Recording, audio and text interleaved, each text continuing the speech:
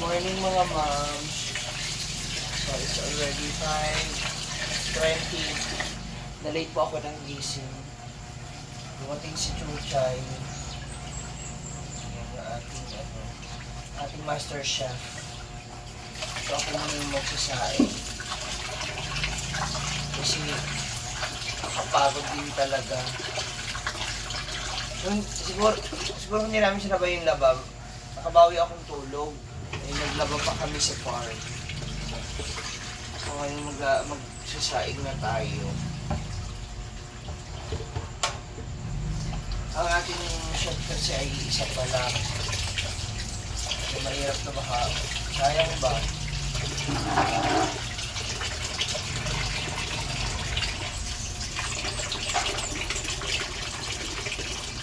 Mamaya, ang una natin nuluting ulam, wala pa ako talaga sa ano, is yung ating munggos. So, naibabad niya yan kagabi. Ngayon, ganito na lang. Gawa nga tayo, gawa tayong togi. Ha? Bibila ko ng isang peraso lang. O ganito rin, karami. Presana. Yung ganito rin karami. Oo, buta mo sa ref. Tapos gawin natin togi, ha? Gusto ko talaga mag-togi din. Miss ko. So, ito muna mga moms, mamaya papakita ko sa inyo iba pa namin gagawin ngayon. Especially kung paano ang paggawa ng ating munggos. So, ito na mga moms. Grabe. Nantok pa ako talaga. Ayun na si Gwen. Nagluluto na rin siya. Gwen! Ayan, release na po siya. Nag-ano na siya doon. Luluto na siya ng kanyang lugaw. So ako naman po ay maghihiwa pa ako ng ibang mga gulay. Dito na yung nangka. Nangka. Maghihiwa muna tayo mga moms. First of all, gusto ko na mag-react dun sa video na kahapon na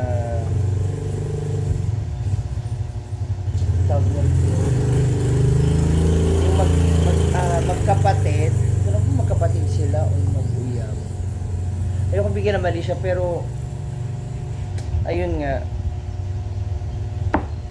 sa naaalala ko, pagtapos naman ng mga teacher, hindi rin nila, undecided pa rin naman talaga sila sa kung ano yung uulamin nila, ano yung bibili nila. Regardless, kung ano man yun, nabaliwala ko daw kasi sila. Like, sabi ng mga nakapanood is parang nabaliwala ko siya. It's not my intention po, mga moms, na baliwalain yung mga customers ko. So it really happens na hindi po sila yung mga teacher yung may pera. May pera din naman sila, kaya nga sila pumunta dyan kasi bibili sila ng ulam. Hindi ko po intensyon na baliwalay sila o deadman sila, at unahin ko yung mga teachers. Siguro nangibabaw lang sa akin bilang negosyante na unahin ang ating mga teachers. Kasi sila po, minsan yung iba dito kumakain, yung iba naman is papasok, babalik na agad sa loob. So, yun lang. Gusto ko lang, siguro nga, maliman, pero yun, i-prioritize ko lang yung mga teachers kahapon. Nabaliwala ko yung dalawa kaagad.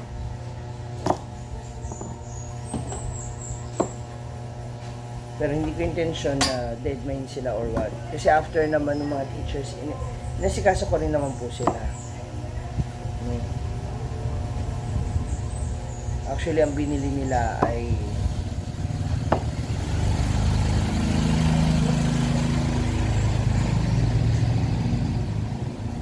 leeg. Leeg ang binili nila.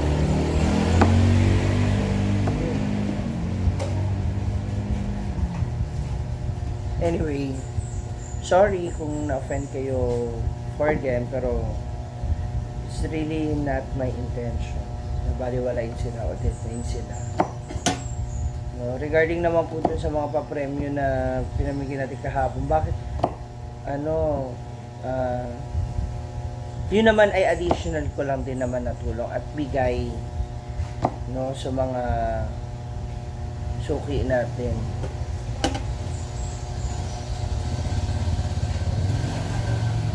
Nakakatuwa, nagpapasalamat kami kasi it's additional marketing kasi namin yung mga ganung bagay.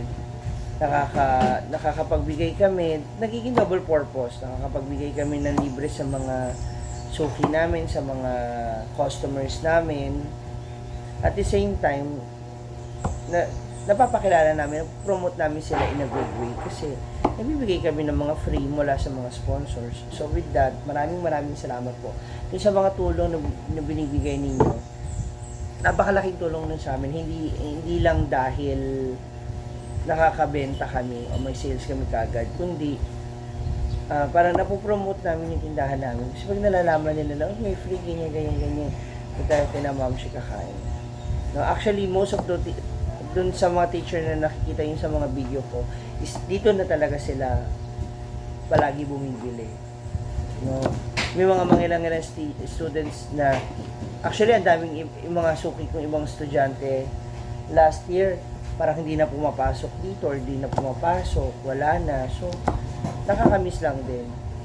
May iba nga hindi na rito talaga nagla-lunch kasi, I don't know, for some reason, may iba silang dahilan. So, siguro pinangalagaan ko lang talaga yung mga suki ko. Hindi dahil sila may pera. Kundi, ayoko silang ayoko lang din sila maghintay. Siguro dahil short din ako sa tao, si Michelle kahapon, ayaw niya rin na tulungan ako sa harap kasi nga, medyo may sipon siya. Kaya nahihiya siya. Though okay naman siya, hindi naman din siguro masyadong nakakahawa yung niya kahapon. Kaya lang, siya na lang din yung umiwas. Kasi may masabi yung mga student, di ba? Sa ngayon po, sa pagbabalik ng eskwela, nag-a-adjust pa po kami. Pasensya na po muna. Pasensya ko na offend kayo, pero I don't feel sorry na dahil dapat kung ano yung suggestion nyo sa... Open naman ako for any suggestion, pero hindi sa lahat ng oras kailangan kayo yung magdidesisyon na parang...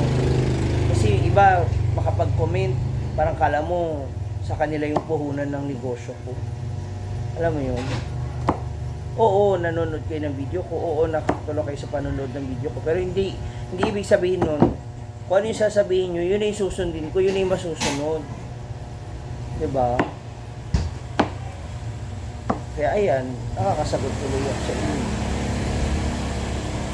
Kaya don't feel bad din kapag sinagot ko kayo sa paraan kung paano ko rin naunawaan yung inyong comment. No? Open naman po ako for critics eh. Pero hindi ho lahat ng video na nakikita nyo is yun yung nangyari. May mga video rin na hindi kayo nakikita after off-cam na. Pag na-off-cam, diba? Kaya ako, sobra lang po ako nagpapasalamat talaga sa mga taong tumutulong at sumusuporta sa mga ginagawa namin. Hindi lang dito sa store. Maraming salamat talaga.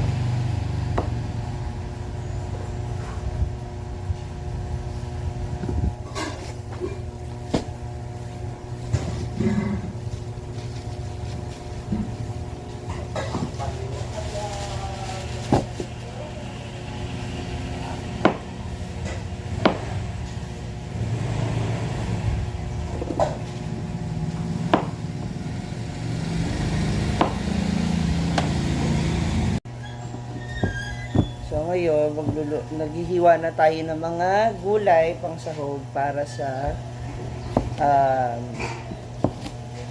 munggo. So this is lucha. Ano to sa Lutia. Lutia. So naglalagay sila rito ng lutia. Sa Manila naman wala lang. Pero iba, kaya sabi ko nga, ang pagkain ng Pilipino pare-parehas magkakaiba na ng version. Magkakaiba na sahog, no? So, doon na lang magkakatalo talaga sa lasa. Ay, hindi na mga estudyante. So, hopefully magustuhan din. Actually, marami naghaharap kahapon ng munggo. Pero nakiskid na talaga to.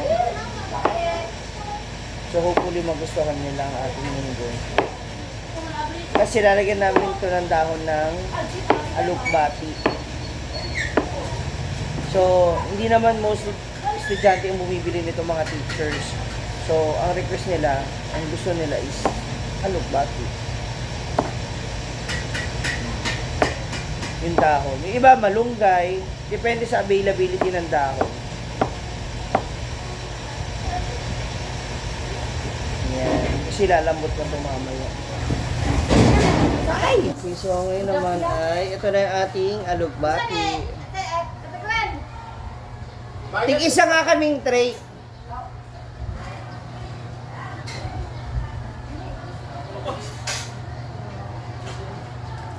Masarap tong alukbati.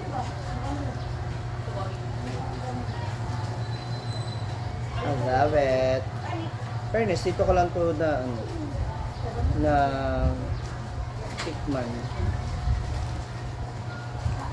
Bihira kasi kami maganito sa Manila. Dahil iba yung sikat na pag ganit, sa Manila, ang munggo, malunggay. O kaya, dahon ng ampalaya. Growing up, kami, dahon ng ampalaya. Yan ang niluluto ng lola ko. Yan ang gugulay mo.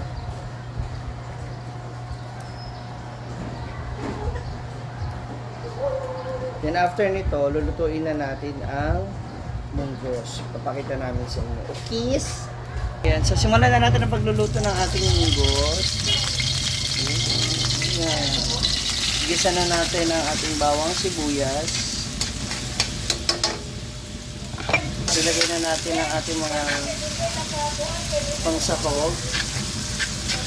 Yan. Hintayin lang natin siya hanggang sa maging golden brown. Irma golden brown. Habang niluluto natin ito at giligisa, ito naman nasa kabila ay ang ating kinataang langka o langka. Ilagay na natin ang ating munggos. Okay. Kaya? Pero mo nanto mo sila. Ano pala kung Kalamig ba sa munggos mo? Diba? Isa lang natin yan maigi. Binabad ko na pala yan ng overnight yung munggo. Ayan, yung munggong labo ang gamit ko. Kasi diba yung iba munggong, yung malinaw, yung ano ba? Basta ayan munggong labo. Para feeling ko mas malapot siya, no? Yan. So, hintayin na natin siya kumulo pa ng gusto bago natin ilagay yung iba nating sangkap at pampalasa. Ito nga pala ay hindi lang ginisang munggo. Ito ay ginataang munggo. Yan, kumukulo na siya. Lami-lamian na siya. So now, isunod na natin ilagay ang ating gudnom. Gata. Hindi ka naman. Gudnom, baka naman gudnom. Masarap din itong gudnom na to. Tsaka pang masa po yung presyo.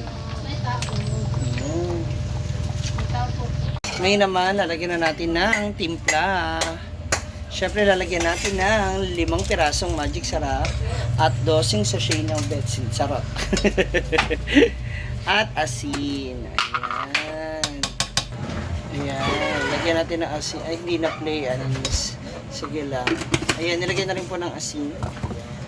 Haluin natin siya ng haluin para mas lami. Ayan. Tsaka natin ilalagay ang ating alukbati na dahon. Ito na yung ating alukbati. Hindi ako nakapita sa garden sa farm kaya nakabili na lang ako, sayang. Unlimited pa naman tayo doon. Ay. Ang dami kasi. Yan. Haluin natin siya ng bongga-bongga. hanggang sa maluto and ready to serve. Okay na to! Grabe, ang aga-aga. Ang dami na agad customer po ni Gwen. Hala, sana 2.5 agad, friend. Sana all. Thank you, ma'am, sa pag-picture. Nasa ka mo, JC. Ah, wow! Thank you po. Ha? Wala pa. Magprito pa lang.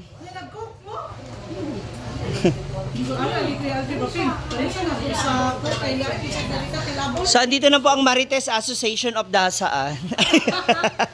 Andito pala advisor. Ayan na po yung leader. President. Siya doon rin na recruiter ng mga na customer. Recruiter? Sabi niya, doon na lang tayo magmaritesan at least nakaupo habang kumakain. Enjoy po. So that's all muna for now mga moms. So nailuto na natin yung ilang putahe natin. May adobong atay. Yan. Meron na rin tayong dinuguan. Yan. At syempre, dito yung ating munggo and ginataang langka. Hindi ko pa pala naaangat to mga moms. Oh, siya, bye for now and thank you muna for watching and please don't skip the ads. I love you. God bless you all.